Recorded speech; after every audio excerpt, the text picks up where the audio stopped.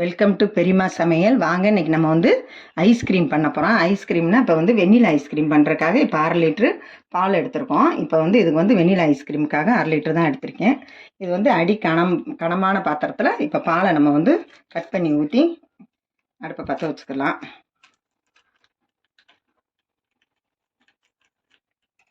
இப்போ பாலை ஊற்றிக்கலாம்.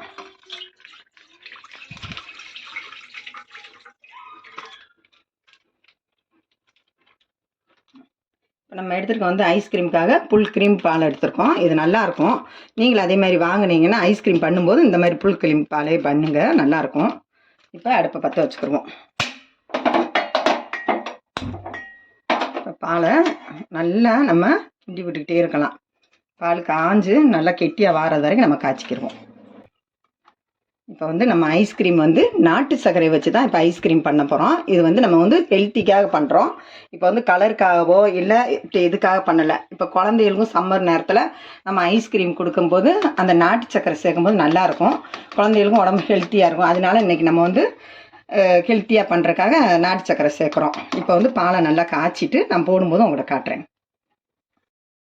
பால் நல்லா திக்காக காஞ்சி வந்துருச்சு. இப்போ வந்து நம்ம வந்து நாட்டு சர்க்கரை எடுத்து வச்சுருக்கோம். நாட்டு சர்க்கரை வந்து இதுக்கு வந்து 100 கிராம் எடுத்து வச்சுருக்கோம். கொஞ்சம் ஸ்வீட்டு நல்லாயிருக்கும். 100 கிராம் சர்க்கரை எடுத்து வச்சுருக்கோம். உங்களுக்கு இன்னும் இனிப்பு தேவைன்னா இன்னும் ஒரு 2 ஸ்பூன் கூட நீங்கள் சேர்த்துக்கலாம். இப்போ வந்து நாட்டு சர்க்கரை இதில் சேர்த்துக்கிடுவோம்.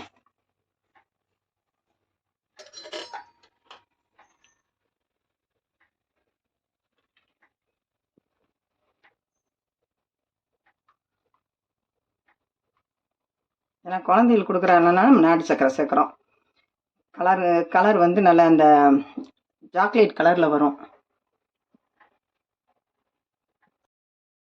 இப்போ சர்க்கரை நல்லா கரைஞ்சிருச்சு. நம்ம வந்து ஒரு 2 ஸ்பூன் வந்து கார்ன்ஃப்ளவர் மாவு கரைச்சி வச்சுருக்கோம். இப்போ அதை வந்து இதில் சேர்த்துக்கலாம். 2 ஸ்பூன் மட்டும். 1/2 லிட்டர் பாலுக்கு 2 ஸ்பூனு. கொஞ்சம் திக்னஸ் கிடைக்கிறதுக்காக நம்ம இதை சேர்த்துக்கிறோம். ஊற்றினோடனே கெட்டியாக வருது. கொஞ்சம் அடுப்பை குறைச்சிக்கிடுவோம். கை விடாமல் கிளறிக்கலாம். ஏன்னா பால் நல்லா திக்காக காஞ்சதுனால நமக்கு நல்லா கெட்டியாக வந்துருச்சு.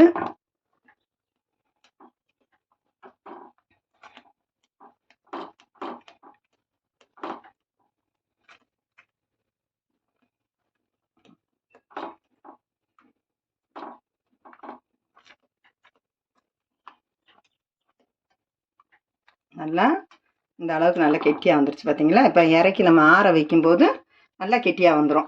நம்ம வச்சு ஒரு 3 மணி நேரம் 4 மணி நேரம் ஃப்ரிட்ஜரில் வச்சுட்டு நம்ம அப்புறம் எடுத்து இது பண்ணும்போது காட்டுறேன் உங்களுக்கு. இப்போ அது ரெடி ஆயிடுச்சு. இந்த அளவுக்கு நம்ம இறக்கி ஆற வச்சுக்கிடலாம். ஸ்டவ் ஆஃப் பண்ணிடுவோம். ஆஃப் பண்ணிட்டு ஆற வச்சுக்கிறோம். ஸ்டவ் ஆஃப் பண்ணிட்டோம். இப்போ வெண்ணிலா இது வந்து எசன் வந்து ஒரு 2-3 சொட்டு சேர்த்துக்கலாம். அதில் ஒன்றோட மிக்ஸ் பண்ணி விட்டுருவோம். நல்லா கெட்டியாயிருச்சு. வேறு பாத்திரம் நம்ம மாற்றி வச்சுக்கிடுவோம். நல்லா ஆறிடுச்சு. இந்த மாதிரி டப்பாவில் ஊற்றி நல்லா டைட்டாக மூடி போட்டு ஒரு 3 மணி நேரம் ஃப்ரிட்ஜரில் வச்சுக்கிடலாம். வச்சுட்டு அப்புறமா உங்கள்கிட்ட காட்டுறேன். இப்போ நம்ம ஃப்ரிட்ஜரில் வச்சு ஐஸ்கிரீம் வந்து நல்லா இந்த அளவு கெட்டியாக வந்துருச்சு. இப்போ வந்து நம்ம 3 மணி நேரம் வச்சுருந்தோம்.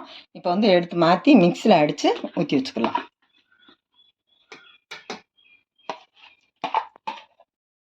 அடிச்சுக்கிட்டோம். இப்போ வந்து ஊற்றி அதே டப்பாலே நம்ம ஊற்றிக்கலாம்.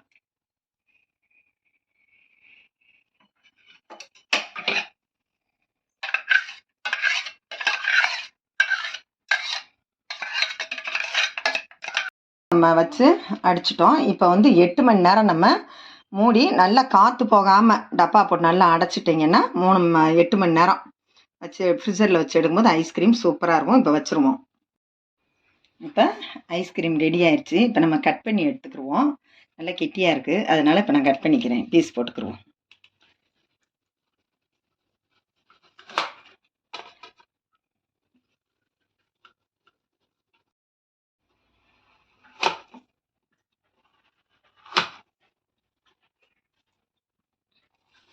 வெண்ணிலா ஐஸ்கிரீம் ரெடி.